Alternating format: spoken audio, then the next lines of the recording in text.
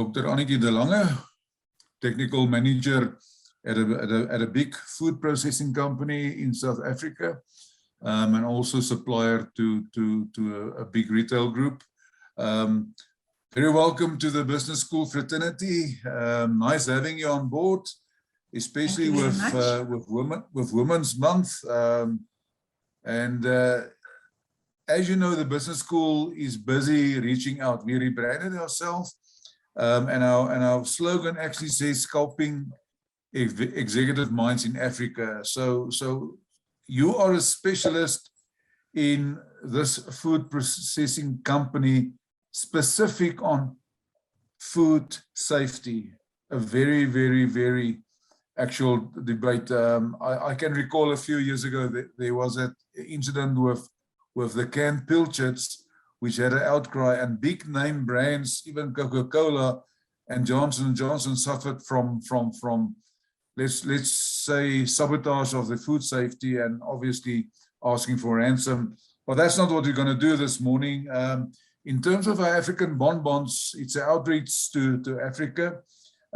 We as South Africans, part of the continent, and I would assume that food safety, apart from food security, is so debatable and so important. But let's start at the beginning. For the continent, why food safety? Professor, every person has the right to expect that the food that they eat will be safe. So food safety is related to the presence and the levels of foodborne hazards in food at the point of consumption. So food safety should be managed in all types of organizations, regardless of the type, the size, and the products that they provide. So this includes all the role players from farm to fork. There's not one that can be excluded. An effective food management system must be designed, it must be operated, and must be updated within a structured management system and incorporated into all management activities of the organization. There are different standards that prescribe the good manufacturing practices that must be done in order to meet the expected minimum safety requirements, as required by our customers and our authorities. There is a management system in the food industry called a HACCP system. HACCP stands for Hazard Analysis of Critical Control Points. It's a management system to look at all the possible risks that can be a problem in a food factory. So all the different hazards, biological, chemical, physical, will be evaluated and categorized with critical levels, monitoring, measuring, corrective actions, and also the verification and the validation of the specific hazard, because you must look if it's really valid. Yeah.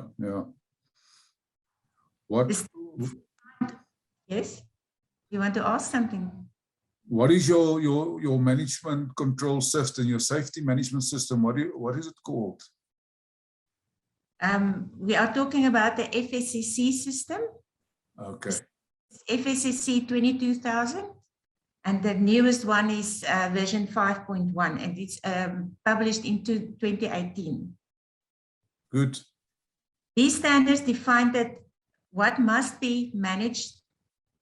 What must management participation be in the whole process, and the implementation of the hygienic practices regarding the processes and the practices. Other programs are also incorporated in the whole system. Programs like pest control, waste control, cleaning, personal hygiene, your training, your record keeping, your traceability, and the control of the suppliers and the contractors must also be included in this system.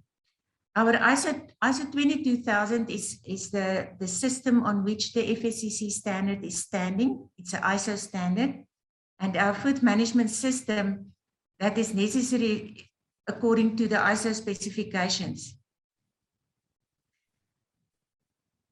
The ISO 22000, in these days, the newest versions, ask that we must incorporate the system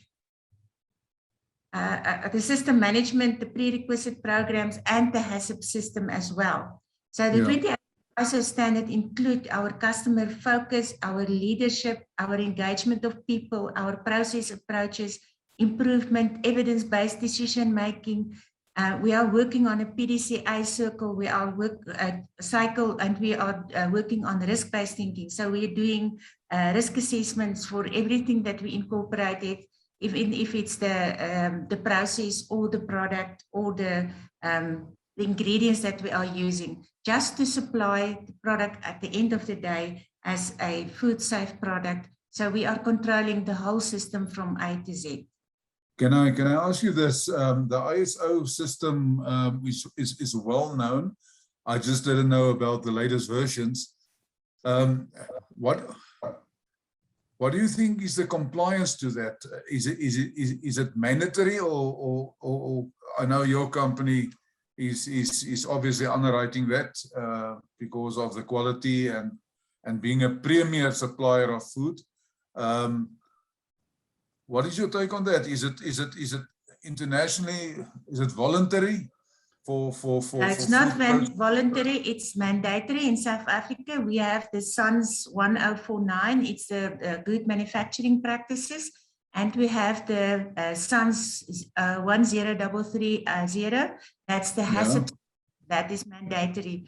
But the ISO at this stage is not, it's voluntary. But most of your customers ask us to do the food safety. Yeah, well, at the end of the day, you are now talking about the other side of the transaction. You're supplying and we are buying as customers. So we need to know that it's safe out there. So that it makes a lot of sense.